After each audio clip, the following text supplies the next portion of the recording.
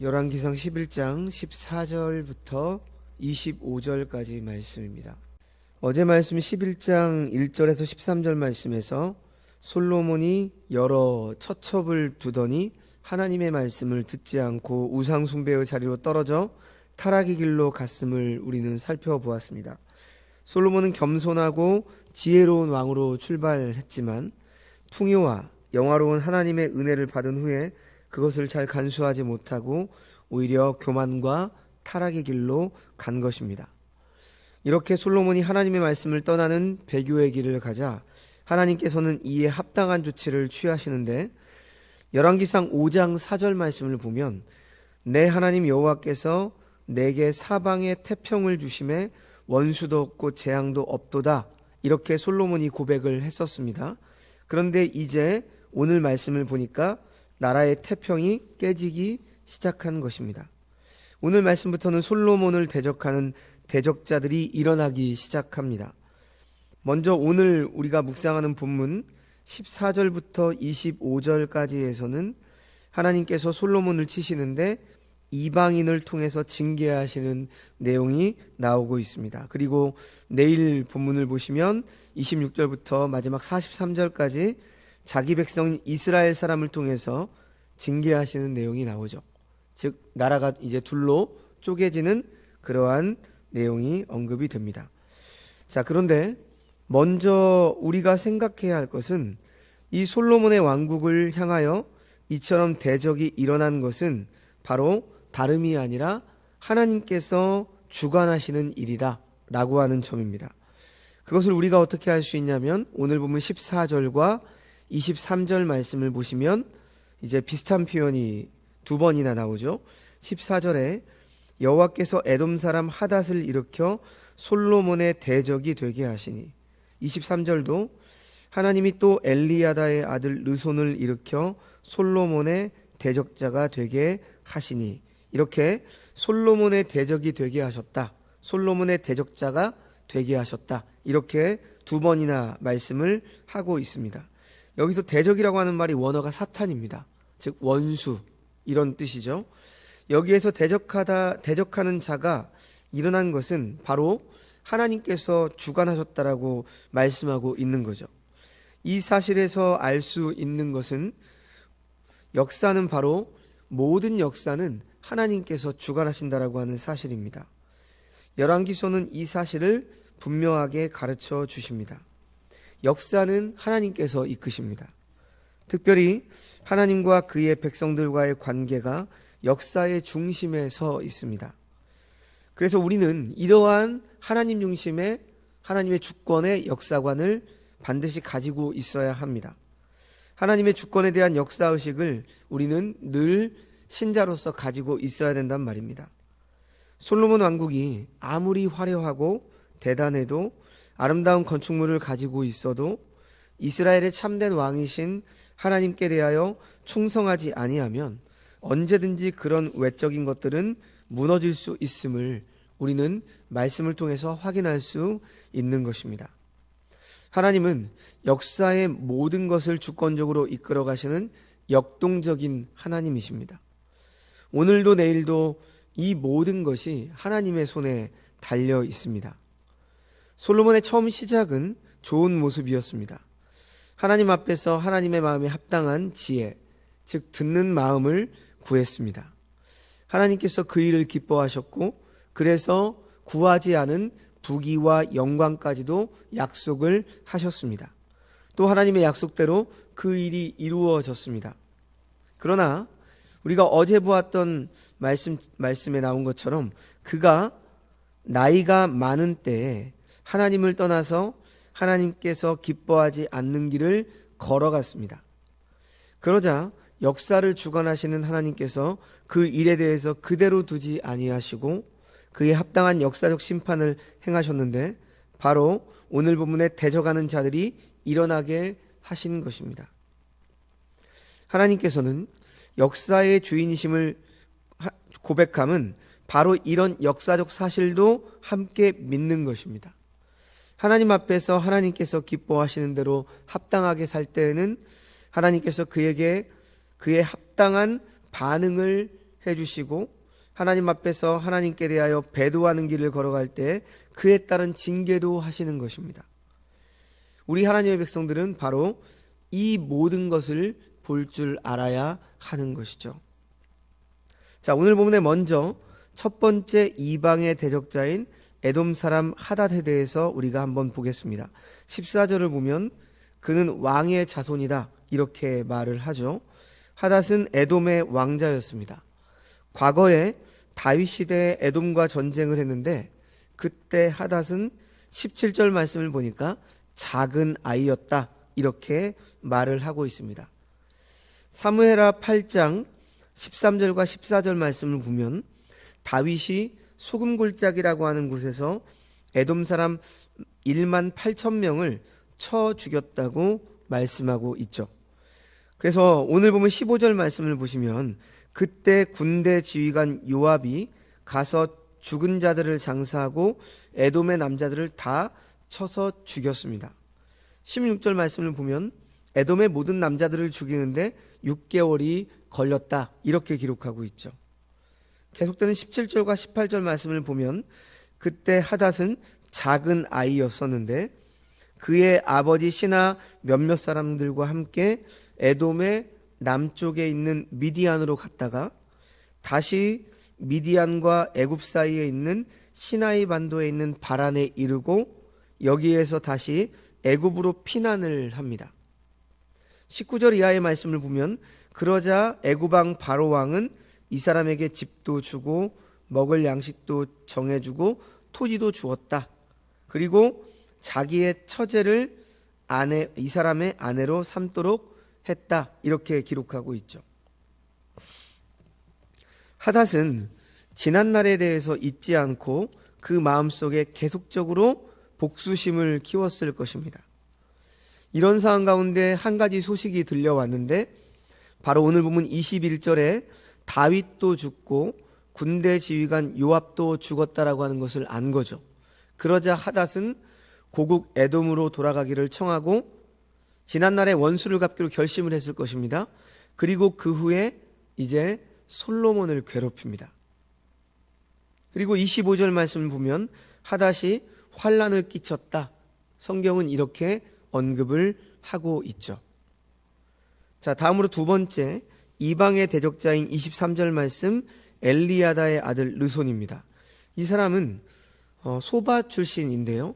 소바 왕에 대해서는 사무엘하 8장 3절에서 8절 말씀에 나옵니다. 소바 역시 다윗에 의해서 정복이 되었던 곳입니다. 이 르손은 23절을 보시면 자신의 주인인 소바왕 하닷 에셀에게서 도망한 사람으로 말하고 있는데요. 24절을 보면 아람의 수도였던 다메섹에 살면서 왕이 되었다 이렇게 기록합니다. 이 사람 역시 이스라엘을 대적하고 미워했습니다. 자, 사람들이 겉으로 볼 때에는 지금 하닷이나 르손 이 사람들이 주체가 되어서 솔로몬을 대적하는 것처럼 보일 수 있습니다. 그리고 그들이 역사의 앞에 서 있는 것처럼 보일 수 있습니다. 그들이 주체가 되어서 대적하고 역사를 이끌어 나가는 것처럼 보일 수가 있습니다. 그들은 실제로 그렇게 생각을 했을 겁니다. 이 세상 역사를 보면 사람들에 의해서 무엇인가가 이루어지고 나아가고 있는 것처럼 보입니다. 사람들의 능력과 사람들의 지식과 사람들의 어떤 계획에 의해서 이루어지는 것처럼 보입니다. 그래서 그것이 역사의 무대에 서 있는 것처럼 보입니다. 그러나 성도 여러분, 성경은 역사의 중심의 무대는 바로 하나님과 그의 백성들과의 관계가 있다라고 늘 말씀하고 있습니다. 그리고 그의 백성들이 하나님 앞에서 어떻게 사느냐에 따라서 이 역사는 다르게 움직임을 보여주는 것이고 결국 모든 역사는 하나님께서 계획대로 진행해 나가심을 우리는 말씀을 통해서 확인하게 되는 것입니다. 하나님께서 계획하시고 하나님께서 약속하신 그 목적을 향하여 역사를 이끌어 가십니다. 세계의 모든 역사가 그랬습니다. 우리가 볼 때에는 세계사가 그냥 인간들의 역사로 보이지만 우리 하나님의 말씀을 믿는 우리 하나님의 백성들은 바로 하나님께서 이 모든 세계를 주장하고 이끌어가고 계심을 우리는 확인해야 합니다. 우리 하나님의 백성들은 이것들을 바라보는 지혜를 늘 가지고 있어야 하는 것이죠. 성도 여러분, 하나님이 솔로몬을 대적하신 것은 솔로몬의 우상 숭배에 진노하셨기 때문입니다. 그러나 솔로몬을 향한 하나님의 진노는 단지 진노 그 자체로 끝나지 않습니다. 두 대적자를 통한 표면적인 하나님의 진노는 솔로몬의 회개를 촉구하는데 그 목적이 있는 것입니다. 하나님은 오늘 이 두 대적자를 통해서 솔로몬이 다시 하나님께로 돌아오기를 원하십니다. 왜냐하면 하나님께서 믿는 자들에게 주는 이 징계는 징계 자체에 최종적인 목적이 있지 않기 때문입니다. 성경에서 징계는 죄를 깨닫게 하는데 최종적인 목적이 있습니다. 그런데 솔로몬은 성경 말씀만 보면 하나님께로 돌이킨 것 같아 보이진 않습니다. 열왕기상 11장 43절을 보면 솔로몬이 죽었다라고 말씀하고 있는데 오늘 본문과 열왕기상 11장 43절 사이에 솔로몬이 회개했다라고 하는 기록이 전혀 나와 있지 않기 때문입니다. 다윗은 어떻게 했죠? 회개했죠. 그래서 하나님의 마음에 합한 자다라고 하는 하나님의 그러한 인정을 받게 됩니다. 우리는 다윗이 한 많은 업적을 통해서 다윗이 그러한 일들을 했기 때문에 하나님의 마음에 합한 자다 이렇게 생각을 하는 경향이 있는데 하나님의 마음에 합한 자라고 부르게 된 가장 큰 이유는 다윗은 왕의 자리에 있었어도 자신의 잘못을 인정했고 하나님께로 돌이켰다는 것이죠. 하나님의 마음에 합한 자라고 하는 것은 바로 회개할 줄 아는 자, 하나님 앞에 자신의 교만을 내려놓고 겸손하게 하나님의 주권을 인정하는 자, 이것이 바로 하나님의 마음에 합한 자입니다. 그런데 오늘 솔로몬은 바로 그러한 모습이 말씀을 통해서 확인을 할 수 없다라고 하는 것입니다. 열왕기 말씀은 이스라엘이 바벨론에게 멸망당한 후 이스라엘 백성들에게 멸망의 원인을 깨닫게 하는데 목적이 있습니다. 그리고 자신들의 죄악을 회개하는데 최종적인 목적이 있습니다. 하나님은 열왕기 말씀을 통해 그리고 오늘 본문을 통해서 하나님의 백성을 회개의 자리로 초청하고 있는 것입니다.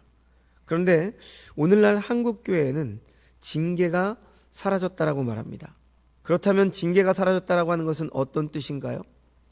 징계가 사라졌다라고 하는 것은 징계가 목적으로 삼는 죄에 대한 깨달음과 죄에 대한 회개가 사라졌다라고 하는 뜻입니다. 예수 그리스도를 믿고 난 후에 그리스도인이 받을 수 있는 가장 큰 은혜 가운데 하나는 죄에 대해서 민감해지는 것입니다.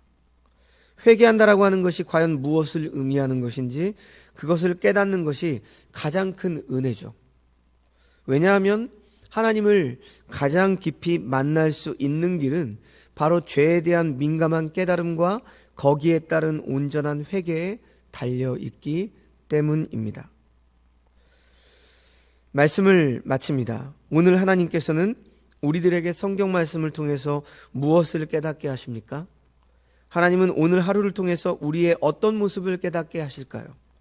하나님은 우리에게 분명한 어떠한 죄가 있다라고 한다면 우리가 회개하도록 다양한 방법을 사용하십니다. 오늘 본문처럼 대적을 사용하기도 하시고 때로는 어떠한 우리의 외부적인 모든 그러한 문제들을 만드셔서 우리의 삶을 되돌아보게 하십니다. 우리가 모르고 지나쳤던 죄악을 다시 깨닫게 하시는 하나님을 오늘 말씀을 통해서 우리는 만나야 하는 것입니다. 우리의 회개가 더욱더 깊어질 때 하나님을 더 깊이 만날 수 있습니다. 사랑하는 성도님들에게 오늘 이 말씀을 통해서 이 하나님께서 일으키신 대적자, 그래서 우리의 삶 속에서도 우리가 하나님 앞에 순종하지 않고 하나님의 길을 걸어가지 하나님의 말씀에 온전한 길을 걸어가지 않는다라고 한다면 우리의 삶에 여러 가지 장애물들과 일들을 통해서 하나님은 우리를 대적하실 수 있다라고 하는 사실을 늘 기억하시며 이것을 깨닫고 바로 깨닫는 그 순간 즉시 돌이키고 하나님 앞에 우리의 교만을 내려놓고 겸손히 하나님의 말씀에 순종하시는 이 돌이킴의 은혜가 충만하게 임하시기를 주님의 이름으로 축원드립니다. 기도하겠습니다. 하나님 아버지, 우리가 하나님의 자녀라면 우리의 죄를 깨닫게 하시기 위해 징계하신다라고 오늘 말씀을 통해서 우리는 이 사실을 확인하게 됩니다. 징계가 없다면 오히려 하나님의 자녀가 아니라고 말씀을 하셨습니다. 우리의 삶을 말씀의 빛으로 비추어 보고 하나님께 더 깊은 회개의 돌이킴의 삶을 살아갈 수 있도록 우리를 붙잡아 주시옵소서. 그래서 회개의 생활이 더 깊어질수록 은혜로 우리를 감싸고 계신 하나님과 이 생명의 교제를 더 깊이 할 수 있는 주의 백성들 되게 하여 주옵소서. 신앙을 겉모습으로만 흉내내는 삶이 아니라 살아있고 생명력이 있는 정말 은혜의 신앙생활을 누리는 우리 주의 백성들 되게 하여 주시옵소서. 오늘 솔로몬이 걸어간 이 길을 우리가 걸어가지 않기를 소망합니다. 늘 하나님의 말씀 앞에 우리 자신을 돌아보고 우리의 교만을 꺾고 우리의 죄악을 회개하며 돌이키는 은혜가 있게 하여 주시옵소서. 모든 말씀 예수님의 이름으로 기도합니다. 아멘.